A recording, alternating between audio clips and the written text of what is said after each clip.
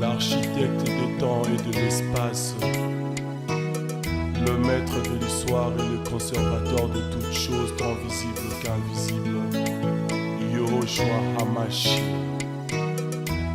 Moi, Patrick Mouyaya Katembwe, je jure de servir en toutes circonstances, avec fidélité et loyauté, la République démocratique du Congo, d'aimer et de respecter mes compatriotes, de protéger le bien commun et de promouvoir l'unité et la fraternité nationale. Tokutana sumukolo lelo lundi 10 novembre 2025 bandeko lundi ya Congo Web Télévision. Merci toujours la confiance aux lembate ko renouveler na modeste personne na biso pe na émission Tokanisa Mboka, émission et décryptage sur l'actualité, analyse avec les invités sur ce plateau. Alors pour ce faire, fidèles téléspectateurs, aujourd'hui 3 points Isabongo inscrits à l'ordre du jour par rapport à la question autre retour na boebi actualité. Ils ont beaucoup plus dominé na annonce ya chef de l'État Félix Tshisekedi au Salaki bongo na Brésil en marge ya COP 30. Alors qui était aboutissement encore heureux par rapport à la tractation de Bengango bongo zo salama na ndenge ya Doha entre le rebelle de AFC 123 na gouvernement congolais. Alors, la question est beaucoup plus qu'on s'est posée par rapport à l'aboutissement on a chef d'État, parce que le chef de l'État s'est montré optimiste par rapport à la tractation, à la discussion où ils ont avec les invités sur ces plateaux, pour décrypter, pour mingi makamboza koleka nangambwana, mais également où ils ont la conseillère du chef du président américain Donald Trump, Paula White, à promettre un miracle dans 52 jours par rapport à la prière au Basala qui prière de la nation. Mokonzambo Kapé a signé qui part active on a prière wana 52 jours après il y aura un miracle de éviter miracle wana et aux ala accord au RDC a ratifié avec les États-Unis d'Amérique et le Rwanda ou bien Nzamba Rotia Loboko pour que Kimiezo dans la partie est de la République démocratique du Congo. Troisième point, Isabongo, le VPM de l'intérieur, sécurité et décentralisation, Jacquemaine Chabani Aeba Kibongo, qui une vote de résolution, ils ont suspendu au niveau de l'Assemblée provinciale, pétition, motion de défiance ou censure dirigée contre le bureau de ces organes. Ils ont sursoir et en haut pendant un moment où ils ont traversé la guerre. Retourne la question, est-ce qu'on a une manière de museler la démocratie? Azan a raison, c'est une mesure salvatrice, oui ou non? Invité Azan avec moi sur ces plateaux.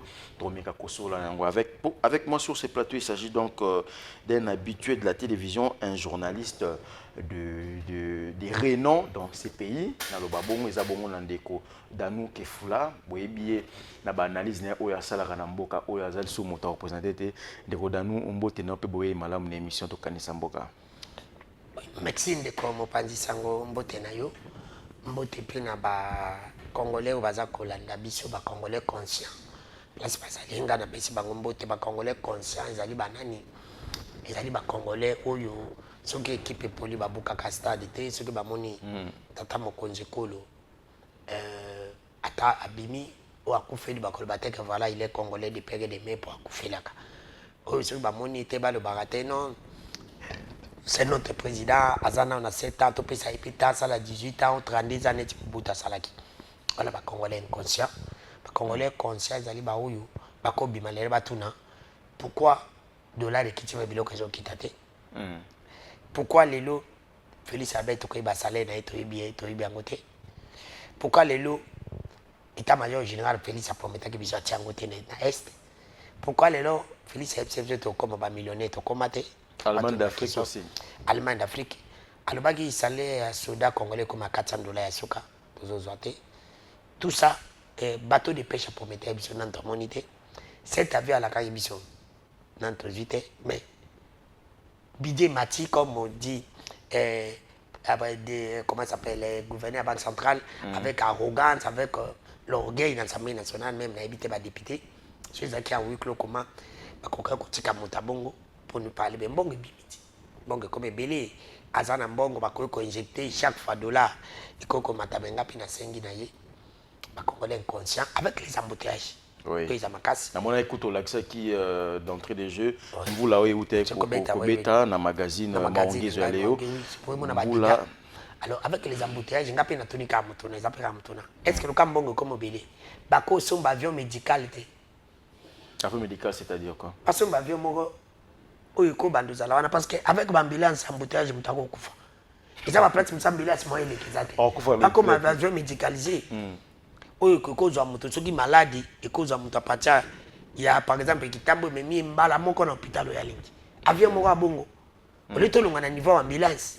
Parce que ambulance quand on embouteillage. Avec les embouteillages, l'État aussi se prévoit, c'est anticipé. Voilà. Par contre, sur l'avion moko médicalisé. Oui, bah le salaire qui est ambulance et avion. Voilà. Oui, que ça la qui est malade mais qui colle, que zoaï yinaï. Mutazo kende aéroport malade il faut pas évacuer et on a vu les tickets d'aéroport babo la place quand on a des bonhommes embouteillage l'état aussi doit parce que mbongo comme belé le kambongo comme belé il faut ba injecter un kambongo tenani pour la kokitsa dollar parce que ngana yebi il faut qu'on produit. Voilà. En parlant justement dans mambo à dollar parce que lobby mambo production les lots au lobby en mode d'entrée des jeux dollar réseau kita mais bilo réseau continue toujours comme matin. Mais avec orgueil, comme Osali analyse, les gouverneurs et la Banque centrale à l'équipe pour que signifie avancer au Banque Basali. Tant que vous analysez en gros, au milieu de en tant que journaliste, est-ce que ça comme on dit, mauvaise foi ou bien Basali comment sur terrain, croissance économique ou on est à palpable? Normalement, je n'ai pas fait l'économie, mais je me suis rendu compte que le gouverneur de la Banque centrale dit que bon, à chaque fois, tu vas injecter un bon. Peli sous tozo teka. Mais non, tozo teka nini. Kabilo ga sama beli. Autre produit raté. Parce que c'est juste jusqu'alors notre économie est toujours esclavage. Donc on quitte ça de là t'es un bongo kaka ya diamant, ya or, ya cobalt non non. Il faut tout banda kolona. Tout banda ko produit. Oyo pe biso to teki.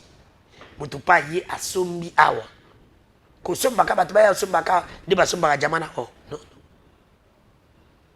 non parce que le dollar to matato kita monnaie na biso eza monnaie moko eza na valeur ti parce que to sombaka nyonso libanda to sombaka nyonso libanda au fur et à mesure je suis en train de réfléchir seulement si lui dit à cause de ça tu que yalingi akiti ça dollar sans to banda ko produit colonna mais non c'est le moko ce qui que tout le monde a commis ce que boma bongo en fois mutaza sur a besoin de dollars a commis qu'en fois on vous payez les gens en fois maintenant faut comme ko sikile mingi na circulation et ça la rani impact aux la pénalité c'est bongo comme belé dollar est comme rare tout ce qui est rare est devenu quoi pas devenu cher parce que mutu dollar ba de boma bongo en fois bato ba l'état congolais futa ba en fois mon taux a changé mon rabot m'a dit vous avez mis en France ce que soit les gars de voyager il faut un dollar parce que maintenant on est bandé ce que soit comme il va te belé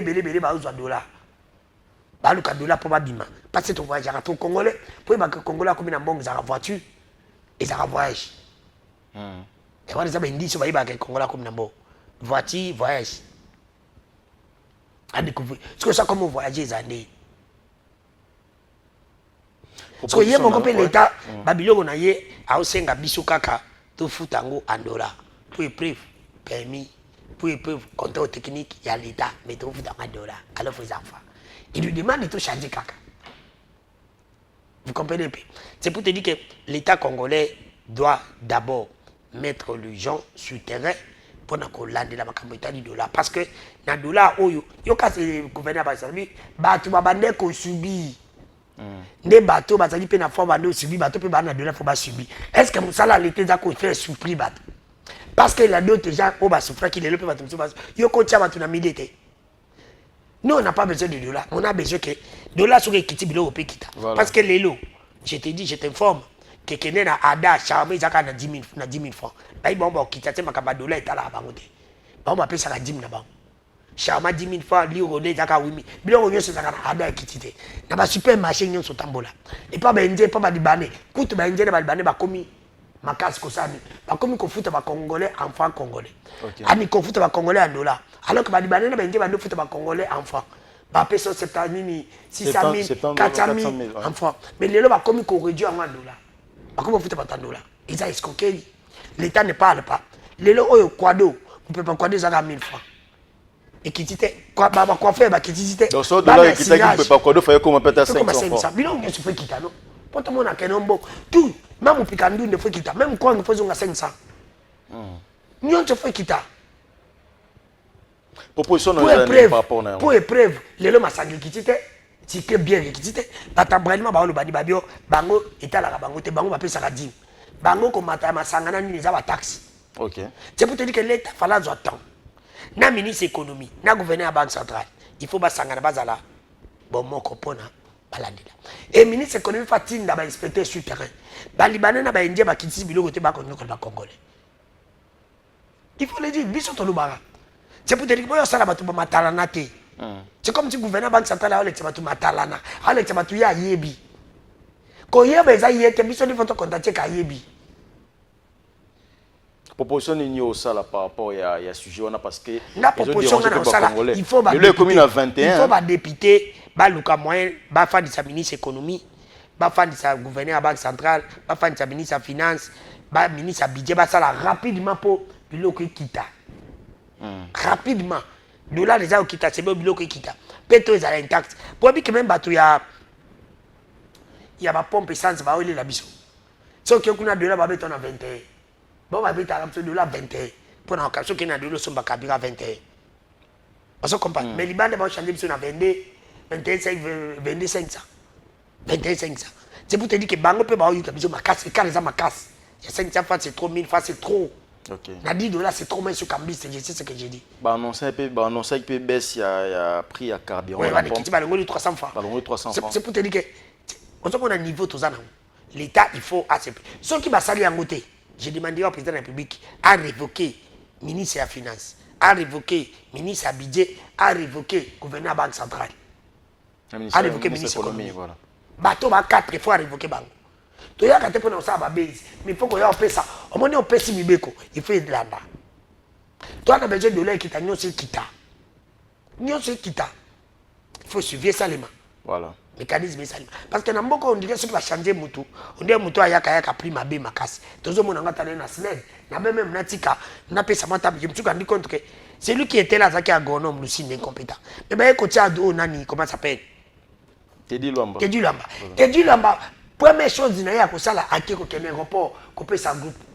Mais à celle que vous allez belé ton qui non au ministère non à qui on peut sa groupe parce que là parmi les meilleurs ministres il y a gouvernement soumis un parce que Félix Azanga a qui problème la groupe et bon comme ça congolais tout ça pas problème ma cabine na ba quoi la biso to ça kamuli to ba congolais depuis problème il était dit là depuis te dit là baya pour ils ont un problème ma casse ndana kitamu na ba problème na mona courante ce courir ko ka problème naître beaucoup ça là une semaine bozu ko une fois bien et na butu et puis na butu quoi tu as une naître pour ma courant c'est presque partout alors que tu bandes le que Lucine n'a pas incompétent agronome bâtiment sur technicien mais technicien il va qui m'a pas massé parce qu'il a été le DGA il a été même ministre ayebi secteur wana il y a ça sur n'attend ko tia diagnostic était en attendant moi la faisabilité mais qu'est-ce qui bloque au niveau Yasnel pour que les lots problème est qu'on bloquer problème est qu'on Congo ça pour bloquer Yasnel pour ma Congo ça pour qui bloque le Congo c'est Félix.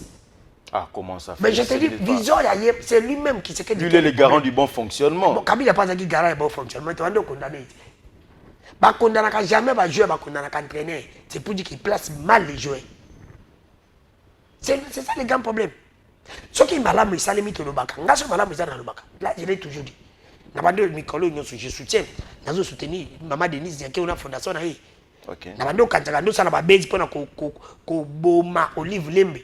Mais na moni kazaki na pas aina ba initiative malamu ko l'initiative malamu ko leka Olive Lembe. Non, éducation mon frère. Muto atangisho qui là ça leki muto apesi mbongo. Po mbongo aussi la même classe ça venir là. Éducation le loka ça la fondation est là. Bravo. Na ko senga même na gouvernement ko va soutenir. Et ça va écoute parce que éducation surtout dans les kamemi balé. Éducation na ba malformation ba maladie o yezo en charge. Ils ont malade monsieur biso moto koka. Ba drépanocytaire aussi prise en charge ça. C'est pour te dire que c'est une très bonne chose. Okay. Même dans l'État congolais, fondation il faut pas soutenir. Même Félix Akolongwani, président Moutou Akoya, moi si le président Akoya a continué dans la fondation. Parce que kata raté parce que il kata est là. On se comprend. Ils ont qu'un malade. C'est une très bonne chose, je l'encourage. Dans mon ministre, John Banza, ministre ITP. Ok. Toujours dans le terrain.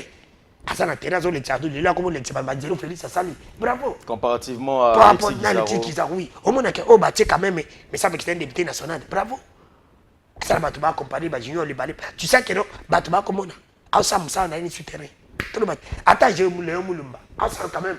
Attends, ma ministre, c'est dans le terrain. Ok. Nous encourageons. Ce malade, ils ont tout le bac. Ce malade, ils ont. Pour mes amis, Bola, moi, pas Félix, ils ont bouquet. Bola, moi, pas Kabila, ils ont bouquet. Ma belle, les qui est belé. On ne peut pas que nous, qu'ils ont, on va pésater. Vous comprenez? Peuple a besoin de malamu, alata malamu, azana sécurité malamu. Félix a fait sa mission. Est-ce que Félix a évité que tu as un problème à Banzela, tu as un problème à bouteille visa à cause de Banzela? Comment va couper ça? Va couper sa entreprise Moko. Marché, va passer 4 marchés à l'entreprise à la Banzete. Il faut qu'on lui pas Baninga Moussous. Comment vous coupez Sanzela alors que tu as un problème à Banzela, vous coupez Sanzela et ça a une année 6 ans? Ceux qui vont passer par tout mbongo, mbalamoko, entreprise en Banzela. Bon, imposer, vous travailler boutou na moi. Ceux qui ne font ça la une année, font ça la 6 mois. Pour la rapidité, tu as la Banzela. Peu beaucoup quand on va sortir de mon côté. Vous voyez que Willery, beaucoup quand on a Willery, il faut beaucoup quand on a Obo. Si vous avez un Cabine a toujours fermé jusqu'aujourd'hui. Comment vous avez et comment moi, pour me dire que Bomengo va souffrir? Félix a dit que Bomengo président souffre. A souffert. Moïse Mbi a souffert. Kabila pas souffert. Papa va bondir la Banzela. Pour mes gens qui vont hériter, ils vont aller combattre la Biloko. Bamonaka Kenaza Lawana. Donc, il y a au Somboka, au Tozo Mokonza bien, Azala héritier. Azala héritier. Attends, Anthony Tshisekedi d'abord remplacé. Jamais. Au Batia Anthony. Oh, yo, je m'en Anthony. Oh. Papa. Quand on parle du Congo, tu vas parler d'Anthony. Aza place, Aza appelle ça, appelle ce résultat Nicolas. Tout le monde a yo quand tu peux Félix, ça Félix président. Anthony peut dire comme ça, là, peut dire, j'ai l'honneur à commis, peut dire, Tina Souka, peut dire, test à vie. Parce qu'on va dire quoi? Si on est à Fanda, on place ensemble, ça est à Fanda. Voilà, je suis dans le dossier, on a Snell. C'est pour te dire que Bisso, pour ma Congo, ils allaient le Félix. Il est moko. Tu as besoin de toi, tu place à commis Mboka, à Zalaka Mangela, à Tamboula partout, à commis à l'obité. Tu as besoin de ça là. Tu as besoin de négocier, tu as besoin de ça, dialogue à Bunda. Ana maman comme Bali, ma comme Bala Bunda. Mais comme Azo Koka Kubunda Té, dans un coup de bango très bien. Ils ont la biloko yo, tout ça n'a pas prêté. Tout le la vérité. Pour la coulou laisser la Kisasa, tu as la moyen de souter. Tu as la moyen de souter. Moi, ils ont moko, tu as la bomba coulou. Coulou n'a pas 4 minutes, mais mis dans une opération de l'offre. Pour la Mouyibi, s'il n'est pas un politicien congolais, Mouyibi, politicien Yibimbo, Bakeno na Mati Babomio, Babatikal Babanga. Pour qui me compte en Congo, tu as le souter, dialogue Yabasango. Pour soutenir Yango. Pour le Congo, ils allont respecter dans les 9 pays voisins, il faut que tu Bunda, na Rwanda, tu récupérer le territoire na Bisso. Tant que tu récupères le territoire na Bisso, ma carte na négociation, Congo, que tu jamais respecté. Pour que travailler bien, il faut féliciter Moko à la rigueur. Voilà, merci beaucoup. Ati quand on respecte na dati, na invitation à fête. On les a bon de Kodanu qui fout la toyambier na émission au Tokanisa Mboka. Tout côté un dossier pesa beaucoup plus important aussi également. Les abongo ba discussion où les abongo na ngambu ya Qatar na ndenge ya Doha. De l'Oyo est commis presque à la fin parce que vous avez suivi même les tweets il y a Bertrand Bissi moi par rapport à la discussion à nos qui des bons trains. Le chef de l'État l'a dit aussi. Na Brésil, place au Azo, qu'on part na COP 30, à l'objet était et l'aboutissement heureux. Il s'est montré optimiste par rapport à la discussion en à Doha. Lelo Oyo analyse na yo en tant que journaliste Ezanini par rapport à la discussion en à Doha. Pour mon Konzambo Camille qui est optimiste, très ouvert par rapport à la discussion en a. Yo mon yon dengeni. Ah oui, c'est une très bonne chose parce que quand on a un problème, bateau bankou fakuna baba congolais, tout le katimia. Mais maintenant, ce que le président de la République faut changer de discours, ça veut dire que non. Ils vont négocier avec Kagame. Ils vont négocier avec Nang, ils vont négocier avec Kabila. Comment ça? Ah mais oui, parce que quand on dit qu'ils ont qu'elle est bien, il va négocier avec qui? C'est pas avec Nanga. C'est pas avec Kabila. Parce que l'AFC c'est Kabila. Ah oui, ils vont négocier avec qui maintenant? Il faut que ça peuple, tout l'imbisana. Mais il n'y a pas la population. Parce que ton matato kita, to ko sala jamais dialogue awa na Fayulu, na Frank Djongo, na Corneille Nanga. Na comment ça s'appelle? Na Moïse sans quoi associer Nanga na Kabila. C'est tout Nanga. Nanga ne m'a tué batuti. Il ne m'a pas bicho. Même si on ne les soutient pas. C'est comme ça. Il faut tous aller réaliste. En attendant, tu as préparé à l'armée Nabiso. C'est comme ça. Toi, tu as dit que tu as salaté. Toi, tu as dit que tu as salaté. Toi, tu as aventure. C'est comme ça. Mais concernant le dialogue, apparemment, le chef d'État, Azap Penza, d'accord, tu es dans les lots sur la même table. Azap d'accord. Azap pousse à un, Azap d'accord. Alukana pousse à un pour Alukana dialogue à ça glissement. La Félix, c'est ça, il a balé. Glissement a changement à la constitution. Le changement à la constitution dans vos oités. Glissement pas vos oités. Parce qu'on a dit sur loi là pour pousser ça là. Changement de constitution, il y a déjà une commission de l'Assemblée nationale qui a examiné le dossier. Comment on va vous oiter? Parce que ça fait partie d'ailleurs selon les informations. Ceux qui n'ont pas abomi batuna est. Félix soit un changement à constitution à Bomabisson à Kinshasa dans la province de Nyos. Voilà là pas. À la Bali, attends un deux tours. Attends un deux tours à Mekate. Je te dis Kangada Tchalelo, attends un deux tours. Moi, il dépêche le corps quand tu as un monopole en Zila. Eh? C'est que on a peuple, on dit peuple à Zananda, ou à un parti politique. À l'équipe peuple, un parti politique, nous avons dépêché peuple et décider ensemble, ça initie à battre sur un parti politique. Na biso tous à 100 partis politiques qui vont être belés. Parce que les biso tous à un parti politique contre Bango. Les lots au dialogue, il y a pas un Kabila il a changé de constitution de Boyaka. Ngana ozali sumu moté pour n'a pas Félix pas ça ni. Nous sommes pas sa mission de constitution de bi. Ça comme si vous collez à 3 fois la journée za bongo. Ça bongo si Congo za bongo musa na ito tsaki yewana. Siko. Ata sombi biso ba via likolo, ata tse banzela likolo. Ata to comment futa mabie. Musa ni yango wana. Disait koki kende. Donc au changement on a pensé opportunité pour le moment. Papa. Parce que ba ngaba pour s'amender comme ata 7 ans le roi na Côte d'Ivoire. Félicité ba zela mutu mususu. Comment ça? Oh mais oui. Les lots comment dialogue Yabasango, ils ont beaucoup plus mal compris au niveau il y a Bandeko Union pour la démocratie et le progrès social parti au pouvoir. Balobi était Basango, musala na bango zapenza te ya rosala o bango balinga basala wana parce que le chef de l'État aussi ndé na lobby a zapenza optimiste était na dialogue wana. Pensez-vous aujourd'hui si on arrive à signer les accords? Il y a Doha, effectivité dans le Salami, et puis Naba américain, effectivement Salami. Est-ce qu'aujourd'hui, le chef d'État va revenir encore sur la table des négociations avec les Congolais pour un dialogue inclusif? Mais oui, il va dialoguer. Bah, comme on va poster. Oh, papa, il y a des gens qui vont s'arranger, il va poster. Donc, le dialogue, on est dans le poster. Kabola va poster, papa. Souci de Bango Zangouat. Bango va souci de contre le pouvoir. Félix a la puissance en glissement. Si on appelle si Félix glissement, va au câble va poster. Quand on a besoin. Félix a besoin d'un glissement. À prolonger. Bango peut pas poser un tour de monde va tout voir. Bango a besoin de pas contre base au quoi. Notamment Martin Fayulu. Déjà d'autres musiques à embarquer qui ah d'autres musiques à poser en autant que l'anga comme musique tout est. Yo ba tuner ba congolais sérieux concerne ti biso météo le bela musique. Donc aujourd'hui, le dialogue sera seulement une manière pour eux et ça partage un pouvoir équitable. Bako kabola ba poste. Canada Chalilo. Dialogue c'est pour kabola ba poste. Même si Soucia Félix est dans un glissement, Soucia va opposer non c'est belé ba na besoin ba ko taper ba un gâteau. Pas en bon élection 2028. OK. C'est ça les babou.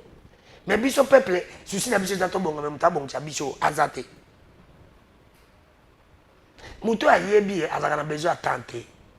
Quand on attend au PC, on a la différence. Tala, zoka vie, zoka politique, zoka oyeba neti match à football. Jero a yebi ko beta balle à ton côté la dernière minute. Zoka dit premier ballon à footer, deuxième, troisième. Attends marquer mon sentier à lui que celui qui connaît. N'a pas ça état. C'est na PC état au salam. Félix a yebi te attends mon PC état au salam le côté. Attends glisser, attends bakisser les mandats et tout ça là et le mot est salama. Ebi sobo. Félix on va kinoati. ayebi ke tona pauvre tozala na problème courant na mai. Félix ayebi ke akuta délestage, akuta Feder, akuta Kuluna, akuta bambouteillage asisi mi. Donc il y a une province qui est à Awa. Babylon qu'on y a son ami, il y a un tailleur qui a coûté un mot. Massili Simi. Assisi Kuluna, assisi embouteillage, assisi délestage. Assisi. Oh, papa, c'est quoi il y a? Bah, tu as Félix, bah, tu as des gens, bah, bah, monter un compte à la ville, là, dans décision. Mais bah, le but, c'est que, yo ka des ba lui va monter contre raté mais ba sali ni nzita ko ba ke ba moto ya transport contre la vite ba bosa ni ke yana ba tambrani ba tambola la moto ba bosa ni peke yana ba tuma ya tinda biso ba bilo ba tuma contre parce que yo pekisi moto contre moto qui pousse contre na vélo parce que moto muso na moto na pe personnel tambola na yo petit contre ba lo ba walo bi moto ya transport contre la vite moto taxi comme on dit tala niveau ba dans le niveau. Bah même biso ba contrôle technique. Mais ba sali na évaluation té ya ko yebisa ba permis. Ba tunyo so ba di ba permis ou pas. OK ba mon contrôle technique. Parce que dans la Kinshasa province mais capitale place Félix Saza. Ba ebe ke ba nzele poesi là. Ba mbule zo banda. Mais tani ba bandi ba nzela nyonso même moment. Tout le bas. Félix ayebi ke tala mabe ya Félix alinga ba kinote. Félix alinga ba kinote ba congolais te. Ayebi ke batu bali aka na zandu. Tala depuis Félix akanga zandu ti lelo. Obi combien de mabote ya batu ezaka na zandu wana. Obi ke Félix ayebi ke ba kine belé. Ba opérateur économique belé na Kinshasa za ba chinois ba libanais ba indien. Tala ba salaire ba tiaka ba congolais. Félix ayebi ote ba futa ba congolais salaire malamu te. Comment il a coûté mesure, il a coûté batouana avant de l'entreprise à une projet bango salaire. Que mon corps fout à Congolais, mon côté n'a ça 500 000. Et il a bien voté. Tout Chicago. J'étais par rapport à encore il y a Doha, ma Je peux te dire que moi je pense que moi il y a un soya koluka pour na kotia qui mange les soutiens. Parce que tu vas faire baba congolais. Mais dans le Bagango, le seul moyen où la RDC peut être respectée aujourd'hui et demain, c'est avoir une armée forte. Okay. Il faut te préparer notre armée. Aujourd'hui, tu as un problème dans Rwanda. Demain, tu as un problème dans Brazza, tu as un problème dans Angola. Tu as là, il y a négociation. Il faut que tu aies un bangi sati. L'infiltration dans la carte armée. Ce qui est infiltration dans la carte armée, c'est dans le bango. Bah, infiltrer biso. Et les autres peuvent infiltrer Rwanda. Toi na mbongo ba ko pesa pe ba jeune ti biso toza toke na Rwanda ba petse bo to sente ba rwandais on a pe to boti ba na ba to inviter ba to zo ba le mo te pesa so pe to infiltrer armée rwandaise. Mais comment to ko ba ndolela kaka infiltration oh biso pe toza moyen ko infiltrer armée rwandaise. So ba infiltrer ba konje bela Congo ba bota na ba rwandaise biso pe to ke ndo bota pe na ba sina na ba na ba bo pe sina pe mbongo na kepe kuna na yeko na kepe mo na mkonji mo ba na tezemi. Pour qu'on compte dans le système. Tout compte dans le système. Tu y es bappé. Tu vas donner là, kaka. Infiltration. Bah, infiltrer, bon, biso, tu infiltrer mon code. Tu l'équipe on a bon, tu l'équipe on a nyos. Bah, on est l'équipe on a stratégie na maïle. Ok. Voilà, merci beaucoup. Donc, la raté. Donc, tu vas lingi tronze Mamadou Samuel. Kolilaka. 65 ans d'indépendance, toujours des plaintes. Non, c'est pas normal. Pour ma Congo, ils ont constitué madame, Félix est bon pour être président de la République du Congo. Mais pas si il faut en 2050. En 2050. Si il faut être président de la rigueur. À la rigueur, ma casse. Félix a dit que madame trop. Madame trop. Madame a peine à Kibonzo trop. Mais rigueur, tu as une patrouille financière, l'IGF pendant tout ce temps, il y a un côté. Rigueur, il faut que tu avoyage les besoins bons gens c'est bon ballon avoyage on a ajouté tu vas ajouter salaire na yimoko le reliquat rigueur faut yemoko nanu faut yemoka pesa na impulsion yemota la cortège va voiture bélé président le baza aimé par population et bélé va tu va na c'est une population de protéger yemone musée les pères azali makambo et les azali aimé pas bataille des pèses na bato yo bazu pouvoir si capo ba nouveau riche. Moi, je suis comme ça, comme un bon. Il parle, biso na nous paye. papa. Voilà, merci beaucoup Ndeko Danou pour la réaction par rapport tellement que mboka ngo amoni mboka où tellement que mboka amoni mboka où zamboka moko modèle la peuple tozana ilelo mboka bongate peuple congolais fa comme neti peuple malgache fa comme neti peuple angolais peuple tala peuple mona que peuple congolais to ba zoba zaka vidéo moko à TikTok ça la vidéo mo ya buzoba tia tala mona niveau ba vieux mata mais la vidéo ya mayele tia ba to ba matate tande batombola bato nyonso batombami na bavie belé basala ba vidéo ni ya buzoba makamba buzoba nde bato batombola yango makamba mayele te balobaka légende qui est légende moni salaki toli magoda tala konta fali esali mais loba pa makamba mayele bato ba fanda yeso mona ki émission ya ave na biso kibambi shintwa la petite lucarne.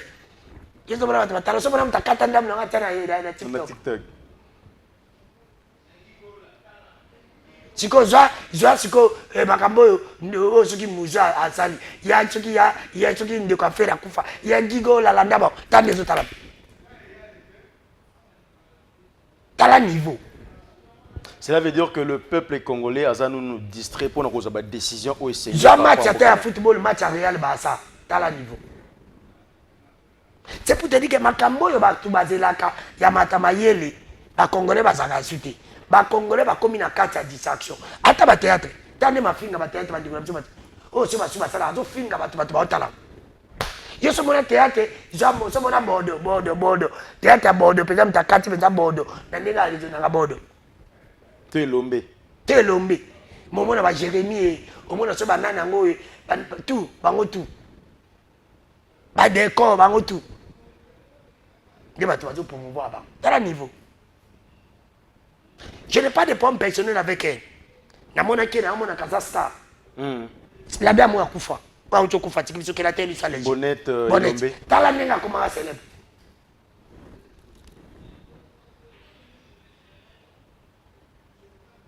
Talanda comment célèbre. Tala fille moko bando bina makambo héritier tala nje bora wando bino. Talanda comment célèbre. Talanda comment célèbre. Et compare pe na ba élite congolais pe ba komi ko kitatina c'est pour ba sala pe ba be pour ba tcha bangoka. Ba visa, pas musicien et tout ça là. Lobi na butu na zai choqué na compte TikTok pour na seka. Bande ko bali misara j'ai pas de problème avec elle. Je les respecte beaucoup. Mais na lubaka na luba namoni maman Bilabela akobina na conseil na na tika omona te place bato bakati bato bakati ka parti moko ya zobina balubali ndaka bakende place mabi congolais place à bis nous sommes à la maison de lubaka tu m'as besoin net je condamne je dis na zo ça même ministre à affaires étrangères donc bande ko balobio afunda Thérèse Kaikwamba afunda bandiko balobele makambazemi na yi non monsieur madame la ministre un homme public n'a pas de vie privée là je l'ai toujours dit mais je suis contre bato balobi cette dame c'est une femme non mais la manière paye à commentaire na bango cette dame c'est une femme elle a droit OK yakobota elle a droit yakozwazemi okopetisa ngote tala débat bakongole bayano est-ce que tu as besoin de débat na TV olobela point avec la beauté que cette femme a à cause d'un bal. Quand même. C'est pour te dire que pour y avoir le belango, il faut que Zuba. Aujourd'hui, il y a un côté là, il y a un soutenir à qui de refonder. Atikango, à l'accent grand esprit. Quoi que de refonder. Tout le monde n'est pas Minata Namassi, elle a fait face à ça, mais à tout cas, mais quand cela détient des codanum, tout chuté dans un dossier mon plus important, au Yébi Hollanda qui en le. Madame la ministre, vous avez mon soutien. Je pense que vous êtes une femme, vous êtes une maman. Vous avez un droit à utiliser l'occasionité, vous avez le gouvernement, mais il ne fallait pas aller à la télévision pour annoncer des sanctions contre Bateau pour continuer les commentaires en Amabé. Non, mais c'est pour qu'on a Congolais dans la carte de distraction, Mboka ya boy. Mboka ya modèle ya boy. Mutamu na kazo kama kapo mabinda. Est-ce qu'on est allé kapo cha commandé? Ngara kritika Félix na ko kritika vie privée na été. Ako ko tumaka ba de niste. Magé ka za non public ya koza na. la vie privée mais la coco tango.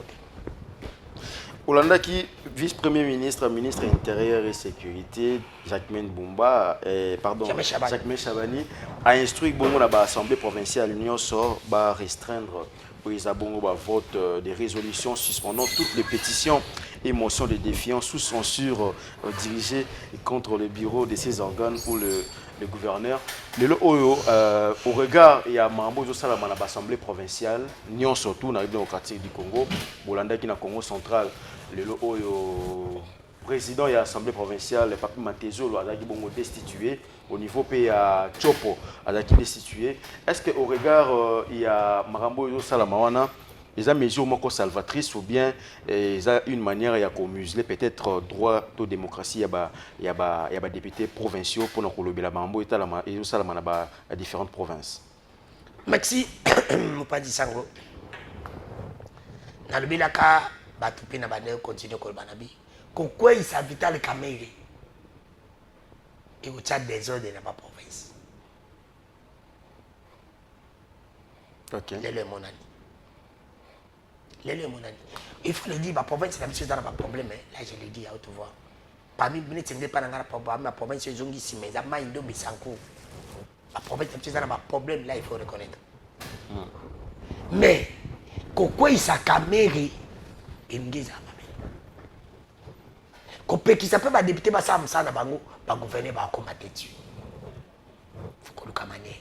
Mais les longs comme mon angozani, mais ça va gouverner au bas d'intérêt. Ceux qui ils n'ont sacré, ils dépassent pas au salandé. Ceux qui va moniquer, na simawa na mutazawa na muta ils dépassent vice. Ba olinga bako ils s'attirer pour vice à intérêt. Ceux qui va sengi ba lobi ba tia ba problème ba tia kimia na ba province nyonso. Bazo qui s'appelle Kabula. Bazo qui s'appelle Papi Matezolo. C'est ça le grand problème. Bazo qui s'appelle Vital Kamere. Patik Badi. Babé que Félix a compté à Makambote. Babé que Félix a compté à Makambote. Kamere ça va député la beauté de la démocratie, la nouvelle technologie, la démocratie dans la République démocratique du Congo. Mais ce qui j'aimais Chabani a vu une décision. Il dit que Soumi na Moutaï Biango, Félix a Biango. C'est que Félix il n'est pas 5 à député. Batianasi. Félix a compté sur ma député. Ce qu'il y a contre la continuer. Tu vois, les Congolais inconscients, on comprend dans côté. Voilà maintenant, Félix, Papa Malamou, Alingi Kimia. Mais les Congolais conscients, ils sont toujours analysés. Après ce contexte, il y a guerre par rapport à. Bon, il faut que guerre va dire le guerre va dire le guerre va dire guerre va dire papa, les moni na mboko yo, les Congolais les seuls mboka oyo, au moins la mutaki osambela.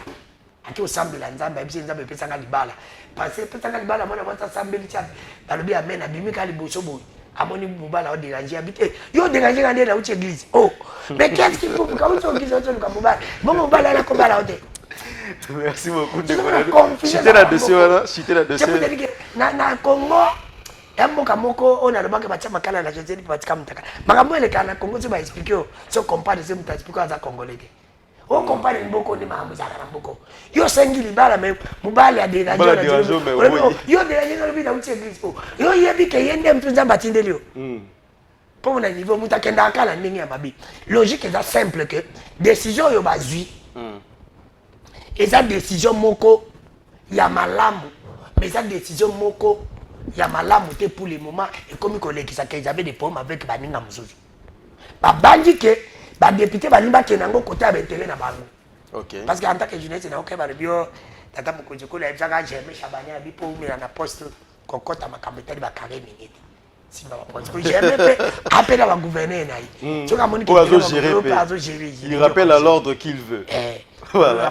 Alors c'est pour te dire que moi j'estime que la province est zongissima, tous les attaques de développer la province, la motion il faut battre la motion. Motion il respecter procédure. Surtout dans Kinshasa, normalement, il faut des motions par rapport à Mamoyo Salama. Les leaders, mingi ma problème, je cause dans ma province, c'est les leaders. Bateau va choisir dans l'élection. Na ba leader va jouer positionnement. Azo linga diriger province. Il faut la même mise pour nous. Il faut ça mutunaï. C'est ça le grand problème. Voilà. Na ba vice, bazo linga pe, ba mettre ba koka jambe pour ba titulaire na bango, pour ba jouer intérêt. C'est ça le grand problème. Alors, si tu n'étais pas dans la main de là, je l'ai dit à haute voix. Je l'ai toujours dit, j'assume ce que je suis en train de dire. des autres dans la province à Maïndo mais battre belé battre comme ça même oh aimer mongo le konda battre non sinon le on gobila c'est dit à la télé j'assume battre bana quantité voilà battre bana quantité les vice-gouverneurs oh il y a des personnes qui titulaire na ya quoi je suis terrible mais nous disons voilà nous disons moi en tant que moi na Maïndo mais je l'ai toujours dit merci d'avoir fait ndiga kati Kambwana si vous voulez faire partie titulaire ya Maïndo Kosukevani organisez-nous des élections. Notre vice de l'IDPS Mfourou, je te dis, ces messieurs-là ne méritent pas d'être gouverneurs de province Maïndo. Voilà. Il peut être bon, mais pas parce que nous voulons la province être dirigée par quelqu'un qui a un carnet d'adresse, qui connaît les problèmes de la province, qui est intelligent pour résoudre les problèmes. L'intelligence c'est conditionné dans le résultat. Ce n'est pas quelqu'un où première fois la vie n'a pas voilà, merci beaucoup parce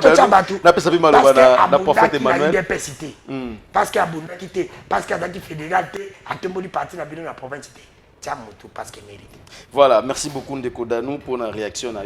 Prophète Emmanuel Kambala a rejoint le plateau Oyo. Moi embouteillage, moi cocoso banzi, le salama pe belé na Kisasa. Tobetaki masolo et accord au ya Doha. Le chef de l'État a annoncé Kibongo un aboutissement heureux dans les tout prochains jours. Réaction non les années par rapport à la discussion. Il s'est montré optimiste. On peut emboîter les pas.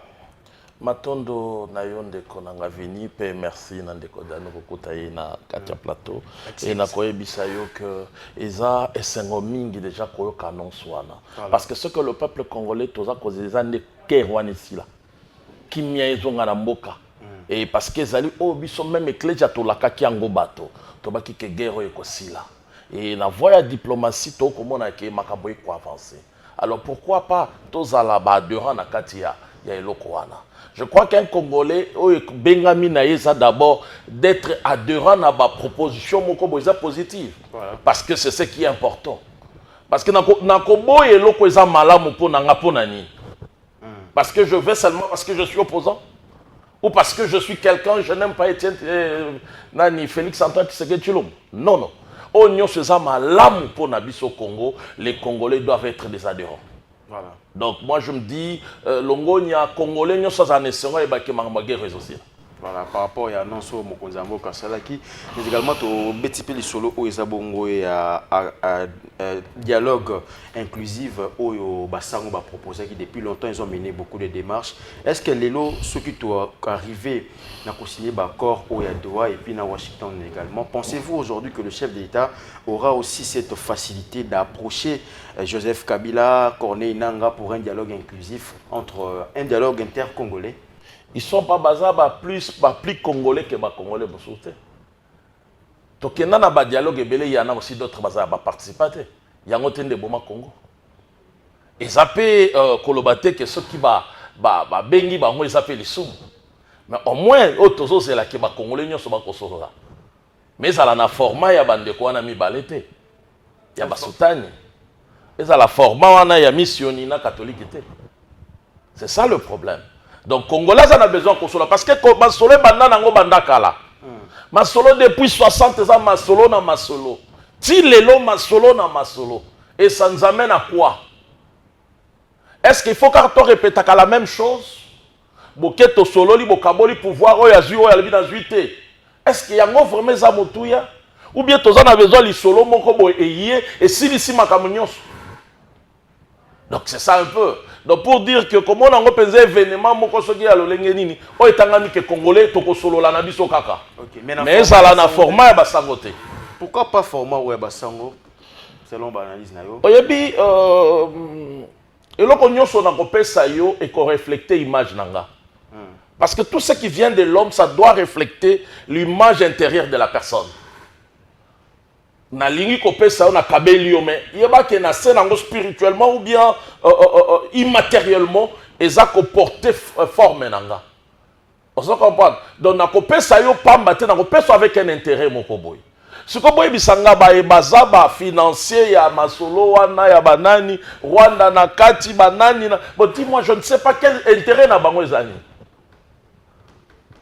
Donc, quelque part, ça, on ne retrouve pas que le Congolais a totalement absolu dans il y a débit, il y a masolo à dialogue. Mais on ne refuse pas que Congolais solo là. Parce que Congolais l'ingane ka solo là.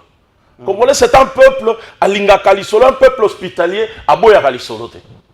Donc aujourd'hui, vous sous-entendez qu'il y a une main peut-être rwandaise derrière l'initiative au Basango Bazwaki. Mais déjà, ce qu'on t'a dit, le Béli à Basango, les Bosso, Koyoka Bango, qui est basé sur des matins que tu as agressé dans le Rwandais. Au moment où Bango, plus parce qu'on a besoin de biso. Or, il y a qu'on contredire déjà ni rapport à Nations Unies. Il y a qu'on contredit le rapport rebelle. Donc on se pose des questions, biso na biso morokaka. Est-ce que ce que c'est vérité zate? Demi-vérité plus mensonge égale mensonge. Okoyebi sangate que non, nazuka moi poison muke na chela kio na fufu, de bébé sa fufu nyon sauté. Mais faut essayer bébé. Donc quelque part, ils ont sengaté vraiment, to pesa plus de crédit na lisolo wana. To pesa crédit na lisolo oyo, bana mboka to kofanda boya to fanda to solo la. Total ndeni Congo na biso eza mabete. Mais ya kota la banguda na biso na sima lisolo, ça commence à faire et comme ikobangi ça. Parce que tozoye baté quels sont intérêts na bango ezali. En suivant également vos propos par rapport à dialogue Wana inclusif proposé par Basango, on sent comme s'il y a une guerre entre confessions religieuses où Basango a missionné, na Oeza Bongo et ERC, comment on dit, avec Kakenza et consort. Parce que j'ai suivi même lui-même l'évêque Kakenza, il n'est pas vraiment d'accord avec la démarche des prêtres catholiques. Est-ce que tu as que non, problème est à un niveau il y a leadership au niveau de la confession religieuse. Parce que ce sont eux qui n'ont pas voulu accepter les autres. C'est ça le problème. Ce sont eux qui n'ont pas accepté que les autres vont diriger. Donc je ne pense pas que l'église de réveil, l'église de réveil, je ne pense pas que l'église de réveil a de problèmes, a de guerre dans Bango. Bangonde, comme Balinga Canyon, Sobe Bango, Somito Be Bango, peut-être Bangonde. Mais pas si Nabi fait ça pour que intérêt à Rwanda Nakati pour financer le Kwanezakini. Parce que bon, il y a des gens qui ont financé Rwanda Pesaki, Uganda Pesaki, Tanzanie, Kenya Pesaki. Intérêt na Bango et Zanini. Voilà. Yango sur bangi sate. Yo zobo mangai, si melo moko ibandi yo li soche mbongo. Intérêt na on akati Zanini. Et puis biloba loba na yo mutu batini yo lobi ke non, Rwanda kutu azana yete na makambo wana, eza biso na biso. Donc quelque part pourquoi vous cachez Rwanda? Yango bangi si hein. Yango bangi si donc c'est pour cela la bi ko solo les amabete. On est pour Kosolo là. Voilà. Mais ça a un format à bande quoi na mi balette. OK. Dekodano Landi, prophète Emmanuel Kambala, analyste politique à lobby, format oyo ya Basango est vraiment bienvenu par rapport à l'analyse naie. Est-ce que pensez-vous aujourd'hui parce que Bazaki qui financé par le Rwanda est discrédité des marches wana? Non, ne comme pas Sango. Kokota na maloba ya musali ya Nzambe te bon. Ah, il n'est pas venu comme ça la Nzambe. Mais comme Congolais, azako ba makambo ya ba catholique na Basango. Balingara, alobi balingara neti bazaneti bangote, bazalikolo, ils n'ont pas accepté. Oui, ils n'ont pas accepté les autres parce que vous, les hommes de Dieu congolais, l'église de réveil, l'église de dormir, vous n'êtes pas sérieux. Ils sont plus sérieux. Non, vous n'êtes, oui, ils sont plus sérieux que vous. Ils ont des problèmes. Vous aussi, vous avez des problèmes. Mais les problèmes, Batritakango, entre eux. Et puis, et ils ont beaucoup fait dans ces pays que vous. Pour épreuve, bateau a IDPS, opposition, 50-50. Bango bâti 50 pour Babinga na Kabila. On m'a dit pouvoir, il faut Bango Bazana et moi dire. Ce qui a dit même le ministère pour appeler sa même église catholique, ministère de la SCC, Babundi. Ba journaliste na Bango. Babunda, bino église de réveil. Ba pasteur nous se dit de réveil bazay kota Kabila. Ne ba pas ce que ne bazay kunati. Ba ba la nti ba mbisi balanda côté maizo chola. Ba pasteur guide de réveil ne ba boutika pour ba bimisa nanga oya koma lelo. Na kati église de réveil ne bota nanga rebelle et bota failli l'opposant et bota qui se du président. Mais pasteur guide de réveil. Asanti ba na été. Financement, est-ce qu'il est discrédité? C'est pour te dire qu'il faut analyser. Mais vous ne pouvez pas minimiser l'église catholique na oh basali na mboko jamais et pas là ça ne passe pas. Mais sur le plan il y a financement mais basali est belé. Babavir na bango, Olobi, il a dit ici que va financer. Non, non, vous n'avez pas compris ce que quoi, la Bencho l'avait dit. Alobi boye, batuniye, bozimbongo, wapere bo voyager, président c'est pas servir mon habité. Point le bimbonga o bazoki na ngola te. Ba président nyonso, o ba kende ki kotambola ba pesa ki ba mbongo. Ezati ngala ya mbio de miso pesa mbongo. Attention. Au Pessinga Mbongo comme journaliste. Au Pessinga Mbongo pour la salle de reportage. Est-ce qu'on corrompt? Oh. Donc, financement et la corruption, c'est en d'autres termes. Ce qui est la bengue, on y a un langage, ça on peut s'en faire ça transporter. Ce qui est la transport. Les amis. Est-ce qu'avant ça, le colon Kagame n'a pas de bonbon ou bien il va kende kikuna. Baken Angola, Bakena, même ça suit pas PC, bon enveloppe. Autant dire ça, c'est point.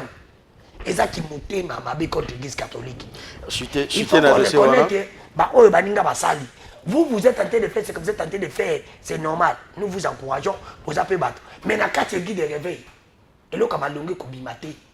Non, comment rôle Babongo? Papa, ce sont des Congolais aussi également, comme Abéchol et consorts.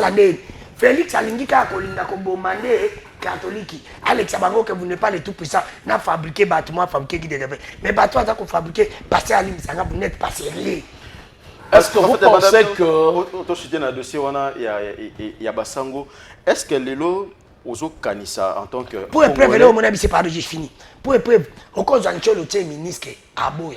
Mais ça passer qui devait nyonso na longoli mutute boza bino nyonso. C'est ma commission premier ministre on dit.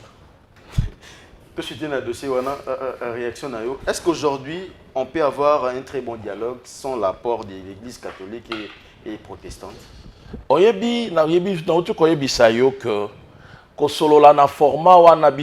pense que moi, l'Église catholique n'est pas le plus sérieux que l'Église. Oui, c'est une ancienne église. Oui. On respecte tout ça, on a respect à mais l'église catholique, ce n'est pas seulement les individus qui sont attendus. Vous comprenez? Quand on parle de l'église catholique, tout le monde a une individualité. Total la groupe Wanate, l'église catholique, c'est un bateau Wana. L'équipe et le pasteur Nyonso. Il faut changer des animateurs au niveau de la 5. Et puis il faut qu'on ait un locomoko. Et pas nabiso biso ba bantu ba congolais hein ba bantu bazalaka et pas nabiso lobi boy moto azama be soki basibo botangwa bokabwani na yi même yayi okosimate. Vous comprenez?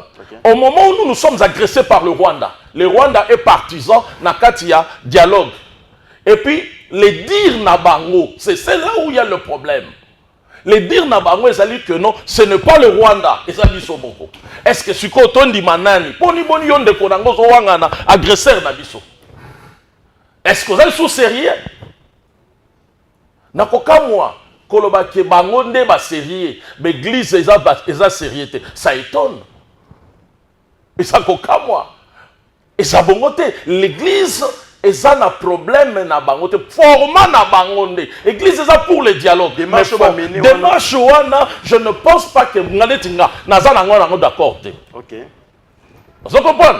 Et donc na lolenge wana ne naza koloba na parce que ceux qui tolobi to landa bien bango oui ba pasteur ba ebele ba financer est-ce que nous sommes financement to financement te to zobo yende financement ya Kagame. Maman, est-ce que papa a un problème, il y a un bon financement. Vous comprenez? Un bon financement. Et puis, c'est différent, les journalistes, dans la salle de coupage. C'est différent. Oh, il faut financer l'autre salama. Et l'autre il faut apporter solution en Congo. Ce que l'autre il faut ça la bolam il y a Congo et à lobby, c'est notre adversaire, notre ennemi. C'est lui qui nous tue, c'est lui qui fait beaucoup de bavures qu'on a vu. Il est parmi les financiers. Tout le monde est normal. Voilà, tout le monde a format normal, tout le monde est normal. Donc quelque part on s'est dit que Tozolianan de Komogo Boye, Azolianan Doki. Et ça la maraté pas Babantou. Yo andoki na yebi ko ozo lianga, ozo bomanga, mais yo te ko liana ici mozoki na table nanga, et ça loyauté, ça normal. Je dirais au moins que non, mes frères ils sont pas loyaux. Alors on a pas la formana et comme il y a Kobangi ça parce qu'il y a peut-être avoir des choses qui se cachent là-dedans. Voilà, merci beaucoup prophète Emmanuel Kambala par rapport à la réaction à eux, mais je crois aussi on va garder ces mêmes formats pour une prochaine émission. On va jouer une émission très bien élaborée. Merci également à la grande équipe technique accompagnée pour la bonne réalisation. Tout le monde Nicolas Boya avec le même travail, le même plaisir et la même détermination. Au revoir. L'architecte des temps et de l'espace, le maître de l'histoire et le conservateur de toutes choses, tant visibles qu'invisibles, Yahushua Hamashiach.